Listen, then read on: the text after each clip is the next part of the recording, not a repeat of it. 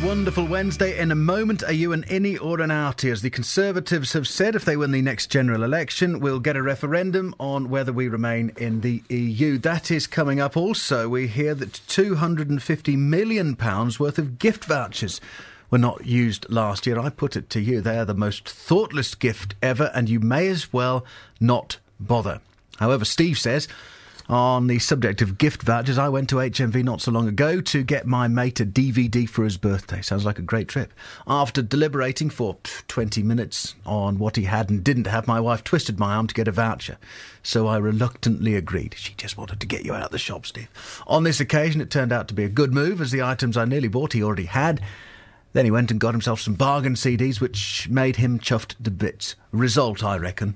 Although Steve from Hereford also says, I am with you, though, with the thoughtless gift part. Let us know your thoughts tonight on that or other topics that we talk about. On the phone, we're on text 81333. Start your message HW. You can tweet at the Andrew E or online andrew.easton@bbc.co.uk. Love Herefordshire. Love Worcestershire. This is BBC Hereford and Worcester. 6 minutes past 5, so... If you leave me now, you'll take away the biggest part of me. Oh, leave me this way. I can't stay now. Baby, if you got to go away, don't think I could take the pain. Should we stay in the European Union or should we go? We gotta get out of this place. If it's the last thing we ever do. Oh, now go. Walk out the door. Just turn around now. Since you gotta go, oh, you better go I now. hope you're taking notes, by the way. This is the most creative we've been all year. Go now.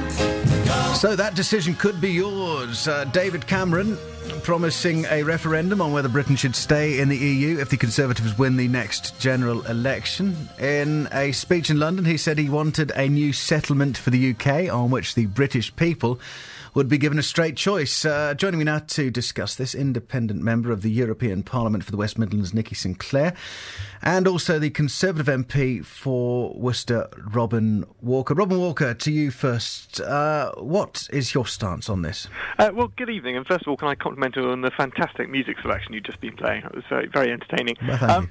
I think this is a hugely important moment. It's the first time that people will be given a real say on Europe, which is something that I've been calling for a very long time. And I think the Prime Minister is absolutely right to be setting out to renegotiate the terms, to get us a better deal, and then to get the support of the British people for that deal.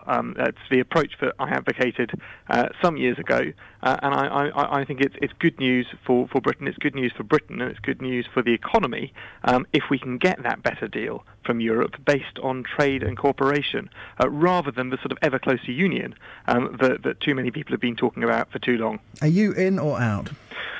I would be in if we can get a better deal, but I think we have to see about that. And you know, it's very clear that the chambers of commerce have been polling businesses, and the majority of businesses want to see a change in our relationship with the European Union. And so I think we have to push for that change. We have to fight for that change. I would reserve the right, if we cannot get that change, and if we see the European Union heading in the wrong direction, to campaign for Britain to come out. And I think it's very important that people should be able to have a real say on this issue. That's why I voted for a referendum before, and that's why I'm absolutely delighted that the Prime Minister has come forward today and said that we should have a referendum. Nikki Sinclaire, your take. Well, first of all, I'm happy that he's now conceded that we need to have a referendum, but I'm worried about his words. He didn't say what's the situation if he doesn't get any renegotiation. We've had President Schulz last week, the President of the European Parliament, say there can be no renegotiation. We had Guy Verhofstadt, the Audi leader, on Newsnight 2 nights ago saying there can be no renegotiation. And he didn't leave that. And we all remember Blair's promise of a referendum only to change the detail. And I'm wondering why we can't have a referendum now. He says, well, we haven't got the majority to it, but it was in the Liberal Democrats' manifesto to have an in or out referendum. So he should call the Liberal Democrats bluff. It's what we've had a diet of for about 30, 40 years now. It's always jam tomorrow, and that's the diet he's feeding us. And the people know that they're not. The referendum never materialised. My campaign has put in 220,000 signatures into Parliament, which forced that debate about 14 months ago, which, caused 81 Tory rebels and really put this issue on there. The Conservatives have totally misled the people in Europe. Don't forget, it was the Tories that actually signed up to Maastricht. It was the Tories that made us citizens of the European Union, and they didn't give us a referendum. It's always jam tomorrow with the Conservatives. OK. Don't put off tomorrow what you can do today, Robin Walker. I think there is an argument for that. That's why I voted for a referendum in that debate that Nikki just mentioned. But I do think it's very important that if we do have a chance to renegotiate, and I think with the crisis in the Eurozone, there is an opportunity there. Other European countries need treaties in order to save the euro. And we've heard other MEPs from around Europe coming forward today and actually saying that they believe that David Cameron is setting out a model for a new form of Europe. I think that's very welcome. I think this is something that we should push for, and then we should have that referendum in which the British people can have a genuine say. And that's certainly something where I think I'd absolutely agree with Nikki. It's long beyond time for people to actually have their say. But if we can get a better deal, and if we can get something which is in the interests of everyone in the UK in terms of economic prosperity and trade, I think that's something that's worth going for. Do you think Could I just Yeah, come go on, in Nikki. there? OK. One of the things, by the way, I'm no longer independent. I lead We Demand the Referendum Party. And one of the things that we are calling for is a royal commission to be set up to actually examine the cost-benefit analysis of our membership of the European Union. Because time and time again, and you've had it on your programmes, there are debates between pro and anti-EU people, and they're arguing about figures. This actually, sorry to interrupt, this was going to be my next question as to whether the public really understand the pros and cons of the EU. Well, to be honest, I think that at the last general election, the economic arguments were so astute. I think I saw some poll that only 12% of people understood the economic arguments. But we're not saying that people shouldn't choose the government. I think the people, they have this innate feeling about Europe. They've been led down the garden path. I think it's about time, and that's why we Demand a Referendum Party are actually calling for this independent royal commission to be set up ahead of any referenda that actually examines the facts, and therefore we can debate the facts.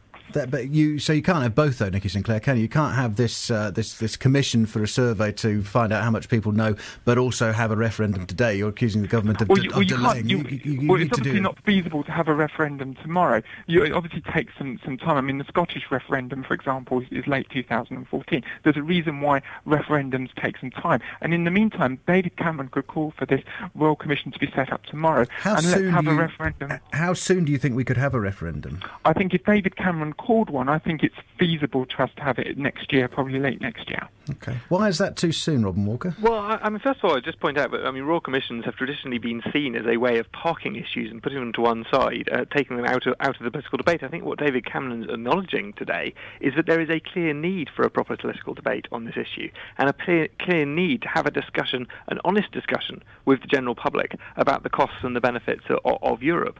I think, and I think the Prime Minister thinks as well, that the relationship needs to change in order to justify itself. And if Robin Walker, the negotiations didn't come out the way that David Cameron and the Conservative Party want them to, has the Prime Minister got the bottle to pull out? I think at that stage it would be down to individual members of the party to decide where they stood. I think the Prime Minister's been clear. He believes it's in our long-term interests to remain a part of Europe, but he also said in his speech today that he believed that Britain could, if it needed to, go it alone. My own view is that we have to change the relationship in order to make it worth our while to stay in, and we have to have that looser relationship that we want to achieve. I really do believe that is something that we can now push for and that we will be able to get. And I think if that's the case, then we can have the debate, and I will probably find myself on the in campaign rather than the out campaign. But okay. I'm not going to rule out supporting an out campaign if we can't get the improvements that we want to see. Okay, Robin Walker.